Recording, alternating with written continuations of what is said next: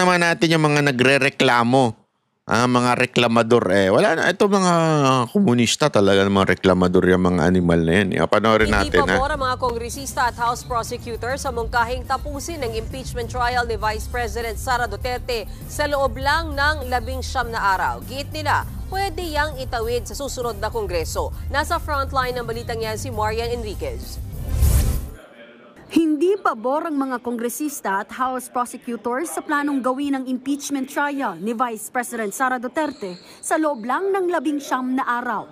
Iminungkahi kasi ni Senate Majority Leader Francis Tolentino na umpisahan sa June 11 ang impeachment proceedings at magkaroon ng desisyon o judgment sa June 30, sakto sa pagtatapos ng termino ng mga nakaupong senador sa 19th Congress. Parang 2 araw lang yung nabibigay for presentation of evidence. And if you're going to divide it into the 7 articles, that really will not be enough time. We're not ready yet to say how much time we need, but definitely 2 days will not be enough. Giit ni One Rider Party List Representative Rog Gutierrez na isa sa tatayong House prosecutors, hindi kailangan madaliin ang paglilitis. Pwede raw kasing tumawid ang impeachment trial sa 20th Congress. Ganito rin ang sentimiento ng mga kongresistang nag-endorso ng naunang impeachment complaints laban kay VP Sara. We think kung hanggang June 30 siya, bibigyan mo lang ng isang araw, hindi siya enough, hindi siya sapat. Nagmamadali kayo eh.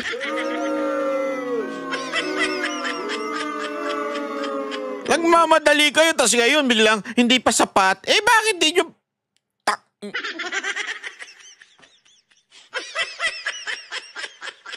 Madali kayo, tapos biglang... anuhin ninyo? At dapat masatisfy natin yung tanong ng mga taong bayan kaugnay dito sa impeachment. Alam natin pag minadali, kulang yung oras sa dami ng mga ebidensya na ipipresenta. Hindi ito parang si Carlos Yulo na sa kaka-gymnastics nila, mental gymnastics, kakatambling at kakasplit, mapapalusot nila yung kanilang poon. Bakit mahilig siya sa split, ano? Talagang si Carlos Yulo yung kasi dahil babakat? Si Carlos Yulo talaga yung sample niya, no? Bakit ba ngayon ang mga nasa gobyerno hilig magpatawa kahit corny naman? Hindi, totoo. Kapaka-corny ng mo, ha? Ay, natatumbling, mag-i-split. Tapos, ano yun? Anong kakornyan yun? Hindi yan ang ginagamit pagdating sa korte. Ang tinagamit sa korte, dribble. Hindi, totoo para sa kaalaman nyo. Yan ang ginagamit ngayon sa, matagal na actually ginagamit yan sa korte. Yung, pare, i-dribble nyo muna. Pa-dribble muna natin sa yung kaso, i-dribble muna natin. Sabihin, patagalin muna natin. Yun sa basketball, di ba? Pag sinabi mong dribble muna, huwag mo munang i-shoot. Di ba? Kailan pa naging gymnastic yung tanginang yan? Napapaghalataan ka eh. Mahilig ka sa split. Ano? Hindi kaya pangarap niya yan dati? Nung bata siya mag-split. Tapos, nung nakita niya si Carlos Yulo, parang, ay, shit. Parang gusto ko yan. Ow.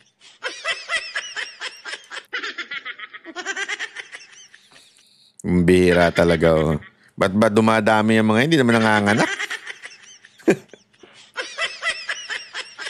Bakit ba kayo dumadami? Hindi naman kayo nanganganak. Ano ba? Hindi naman naniniwala si National Unity Party President at Camarines Sur 2nd District Representative El Rey Villafuerte na may kinalaman sa impeachment ang hindi pagpirma ni Deputy Speaker Joke Frasco sa Manifesto of Support para kay Speaker Martin Romualdez, bagay na ikinatanggal niya sa partido. If you're speaking of unity, the first thing that Duke should have done was raise the issue among party members, party leaders. He was the one grandstanding by issuing statements in the media. And the suspect of the members is that he's bargaining, arm-twisting the speaker to retain him as deputy speaker. Naunang sinabi ni Frasco na kailangan ng leader ng Kamara na nagbubuklod. Hindi raw yung nagpapalaganap ng pagkakawatak-watak. Naniniwala naman sina Senior Deputy Speaker Dong Gonzales at Deputy Speaker JJ Suarez na hindi mapapalitan si Romualdez. Yabi mga sip-sip, ano? Gago! Sip-sip! Hindi pa ba naibibigay yung sinasabi ni ano? Hindi, ako nagtatanong lang kung nabigay na ba yung sinasabi ni Tiangco sa inyo? Wala akong, hindi galing sa akin yun kay Tiangco, yung mga pumirma daw. Hindi pa ba naibibigay sa inyo? Ay sus, kaya siguro todo-todo pa rin na sip-sip natin, no? Sip-sip! 285 congressmen have signed the manifesto support. And I think that is a true sign of unity. We want true leadership that can... And we answer that true leadership. Kairita. Alam mo, Kong, nakakairita yung yung pagiging maarte mo ang magsalita. Para kang ikaw yung teacher ko nung high school. Really? Science teacher ko na lang. Hindi pala. Mathematics pala. Science teacher ko, babae. Yung mathematics teacher ko na may pagkama-arte magsalita. Address the issues being faced by our country. Wala po akong alam na hindi pagkakaintindihan ng liderato. Nagbabalita mula sa frontline. Agoy, puro kayo palusot. Ang labo kasi nito. Sa totoo lang, ang labo nung report Ang gulo. Ang pinag-uusapan dyan yung 14 days na nagrereklamo na dapat matapos na in 14 days. Yun talaga yung news. Bigla napunta doon sa pagkatanggal ng isang membro ng isang partido. Kasi nga, ayaw ng, ang balita kasi doon, pumirma yung hindi na pumirma ng support yung si Duke Castro. Yung si Duke Castro, di na siya pumirma ng report ng support kay Romualdez dahil daw, na-discover daw, basta may balita na na-discover na yung asawa ni Romualdez na si Tingog, yung nila doon, yung Congress o representante ng Tingog Party List, ay may planong tumakbo sa palitan ng mga Prasco. Hindi pala Castro Prasco pa. Duke Prasco. So palitan yung mga Prasco diyan sa Cebu, mga ganon. Alam mo naman yung mga yayamanin ng mga pamilya, yung talagang sa probinsya, yung mga alila, ganon. Mga alila, ganon, yung mga ganon, yung mga senyorita. Senyora, ano po yun, senyora? Senyorito. Hindi, marami pa niya sa sa mga probinsya, yung talaga sila yung nagahari na mga lahi. Dati kasi, nung unang panahon, nung panahon ng Hapon, panahon po ng mga Espanyol, di ba? Yung mga mga kilala dyan, yung mga mayayamang angkan. Ngayon, baligtad na, hindi na mayayamang angkan. Actually, mayaman pa rin, pero mga politiko na, di ba? Yung mga politiko na ngayon, alam mo yun, naghahari-harian ngayon sa probinsya. Siguro, nagkaanohan ng sandali, bakit mo aanuhin tong teritoryo namin sa Cebu? Siguro, feeling ko kasi, iyak talaga sila sa Cebu Totoo.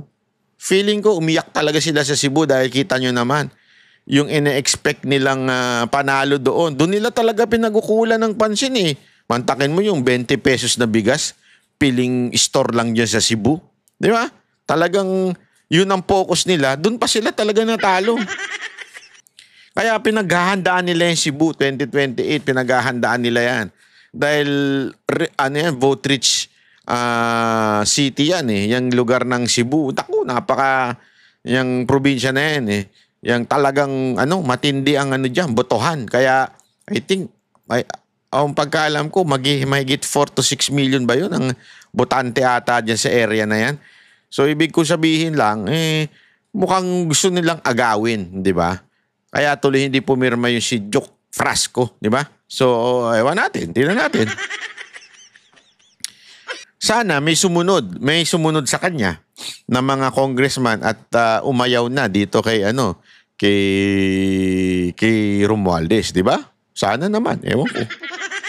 Kami ang boses ng masa, hindi natatakot.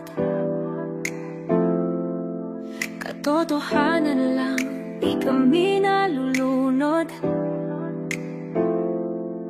Walang bahid ng sismis, lahat ay totoo. Kahit sino ka pa, Pag mali ka, babanatan ka. Walang pinipili kulay, wala kaming kinikilingan. Basta para sa bayan, kami lalaban. Pagdama palakpakan, pag mali banatan. Di matitinag, di matatakot, para sa bayan tuloy ang sigaw. Sa harap ng kamera, walang halong takot. Mga baluktot, lahat kayo'y tutumba. Ang hustisya at totoo, yun lang ang mahalaga. Kahit sinong harang, di kami matitinag. Walang pinipiling kulay, wala kaming kinikilingan. Basta para sa bayan, kami lalaban. Pagka